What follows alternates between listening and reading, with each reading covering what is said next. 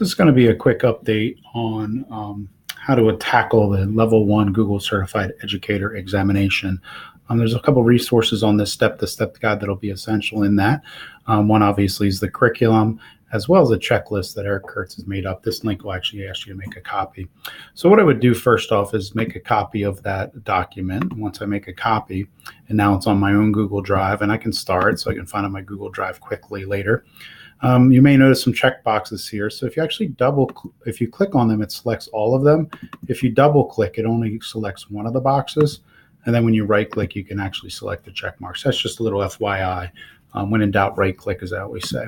So this checklist is a nice place to go maybe after you're done kind of studying or as you're studying to make sure you can check off the things that the test is going to ask you to know how to do. And if it's on this list, you really need to do it if you want to be successful on the exam. Back in the curriculum itself for fundamentals training, I'm going to give you an example of how I would tackle a unit, and maybe we'll just go right into this having a mostly paperless classroom. And after I read through the introduction of this and kind of what I'm going to learn, kind of perusing what I need to learn, it's pretty easily to get lost here. You'd hop off and learn something else, but just remember to come back to the curriculum at any time. You may want to bookmark the curriculum so that you can find it on your bookmarks bar very quickly and easily.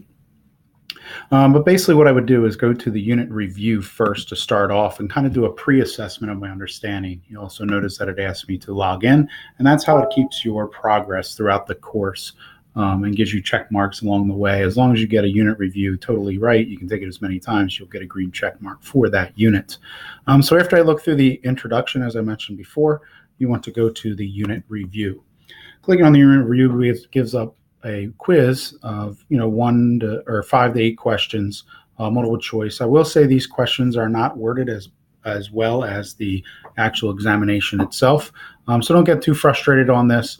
I've gotten frustrated on some questions, but anytime you hit submit, it'll give you a score and how you did, and you can resubmit it again and over. And then if you're not really feeling comfortable from that unit review, obviously you would dive back into the curriculum, starting with the introduction, maybe brushing up on what spreadsheets are and learn a little bit more about them or some other help files that are in here in the introduction, and then move on to the actual curriculum, reading through it. If I felt confident through that unit review pre-assessment, then maybe I just kind of peruse through here real quickly to make sure that, hey, all right, hold on, I didn't meet the new Google Drive. Let me take a look at that real quick. So that's a quick way that you can go through the training center, and then at the same time checking off the skills, or at the end checking off the skills.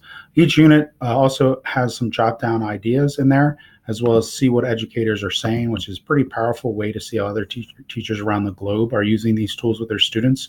Google takes the information that teachers are typing here and kind of put the best answers that they feel here. So it's a pretty cool way to learn some things, how to use these tools in the classroom. And each lesson also has a lesson check quiz too, so you can get even more deeper and more formative assessment information back for yourself on how you're progressing through the course. And then once you're all finished, obviously, then you would go back to this step-by-step guide, and then you want to make sure you fill out a form to get a voucher code. And then that voucher code will be sent to your email so that you can register for the test without paying the $10 fee. You would insert your voucher code.